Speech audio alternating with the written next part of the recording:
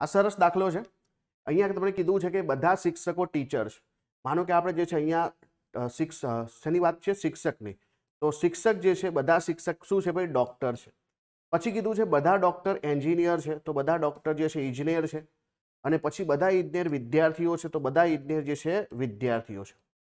હવે આપણને સ્ટેટમેન્ટ આપ્યા છે કે કેટલાક વિદ્યાર્થીઓ શિક્ષક છે. તો જુઓ, બહારથી અંદર જઈએ તો કેટલાક સાચું હોય, બધા સાચું ના હોય. અને એટલા માટે શું થાય છે? કેટલાક વિદ્યાર્થીઓ શિક્ષક છે, તો કેટલાક વિદ્યાર્થીઓ જે છે એ શિક્ષક છે. આ બિલકુલ સાચું છે. બધા ડૉક્ટર વિદ્યાર્થીઓ છે. અંદરથી બહાર આવીએ તો બધું જે છે ઓલ સાચું જ હોય, એટલે બધા ડૉક્ટર વિદ્યાર્થીઓ છે. કેટલાક ઇજનેરો શિક્ષક છે, તો કેટલાક ઇજનેર જે છે શિક્ષક છે. આપણે અંદર જઈએ તો સમ સાચું હોય, તો એ પણ સાચું છે.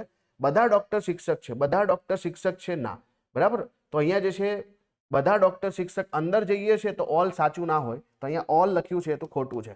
તો પહેલું, બીજું અને ત્રીજું સાચું હોય, એટલે કે અહીંયા જે છે ખરેખર તો 1, 2 અને 3 અનુસરે એવું લખવું જોઈએ. પણ ઓપ્શન નંબર સી જે છે આપણો સાચો જવાબ બને છે.